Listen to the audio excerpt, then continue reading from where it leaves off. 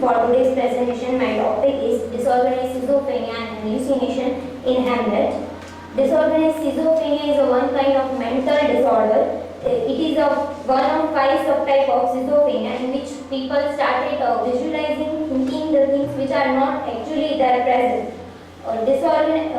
Disorganized schizophrenia includes hallucination and delusion. Delusion is a thing in which people started imagining the thing, and hallucination is a one step further, that he started visualize the thing which are they first imagined. Disorganized schizophrenia, through there is evidence of symptoms occurring. Definition of hallucination. As I above mentioned, hallucination involves seeing, feeling, tasting things which are not there. Voice is most common. Most common, the person who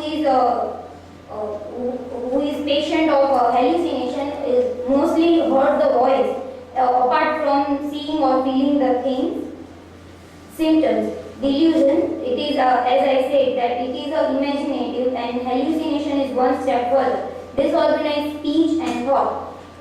Patient's speech and thoughts are disorganized when they started talking about something. First they talking about one thing, in splits of seconds the topic changed, and the two topics which they talk are not similar. So the connection is not there. Disorganized behavior. The patient's behavior is not also the clear or in a one sequence. First they are in a good mood, happy, and after few seconds they started get angry or shouting or get emotional, and must be started crying also. When we talk about Hamlet, we find symptoms of hallucination in Hamlet also. When the ghost of his father appears, nobody apart from him can able to see the ghost. The ghost must, when the play begins, the two watchmen and his friend is see the shadow, but that is only shadow. They never recognize as the King Hamlet to that shadow. They never said that that was the shadow of King Hamlet. And the second thing, when we talk about disorganized behavior, we find in Act 3, Scene 1, this symptom. When Ophelia comes, he is in good mood, and after 2 minutes he gets so much angry on him. These two pictures also clearly shows his two expressions there. That first his expression is good and he is happy. After 2 minutes, from the same scene, his expression, his eyes are so much angry that he gets angry. So this thing we can clearly see in the picture. Here I want to show the video of his hallucination.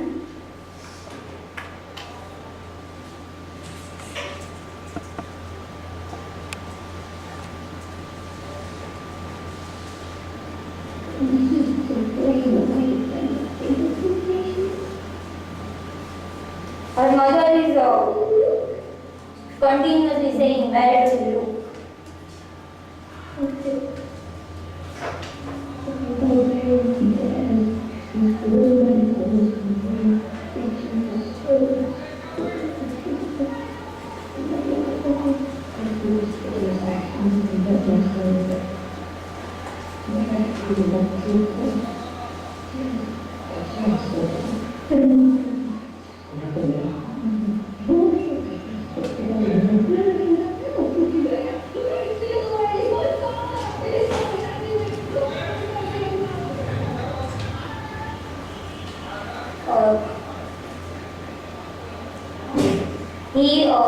He says that, "Look at my father is there," but her mother wasn't able to see that father, because it must be his own imagination. The same thing which we find in the movie Lage, raho, munna, that Gandhiji can able to see by Munna, but no one else there. So here is also the video of it.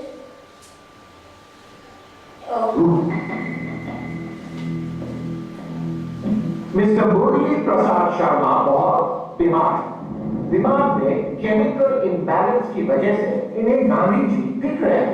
मैंने ऐसे कई cases देखे हैं।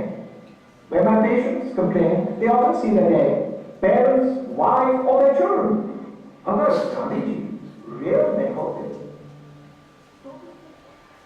doctor says that his patients complain that they able to see the wives, children or parents who are dead. So these are the imagination of that because of the emotionally breakdown or they do not able to accept their parents or relatives sudden death, and it is because of that. Here is a different author's views on Hamlet. The first view is by J. Middleton Mary in his book Aspects of Literature. She says that Hamlet is a tragedy of inhabitants of self-consciousness. Because he is not clearly conscious about his own self, the tragedy happens. As most of us we recognize it as a revenge tragedy, but it is not a revenge tragedy, but because of its own self-unconsciousness, tragedy happened. The next two views is of Dr. Dilip Bhatt from Booker. He is from his book Shakespeare's Handbook, Volume 1. In that he says that Hamlet exists by the far most other tragedies of revenge in power of its ethical and psychological imagination. He says that because of his psychological imagination, he feels and sees the things which are happen there, and because of his emotional complexity in that character of Hamlet, it is most debatable character. And the last is of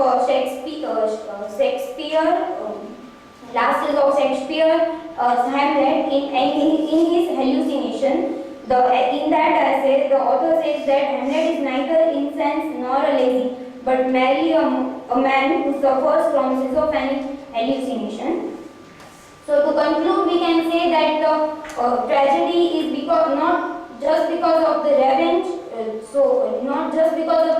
but because of that his own imagination. The father's ghost is not there, but because he is emotionally breakdown with his father's death, suddenly he is not able to accept that, and even not able to connect the second marriage of his mother with that, and suddenly the things are happen sudden, and because of that sudden things he get emotional and started visualizing his own father. So thank you.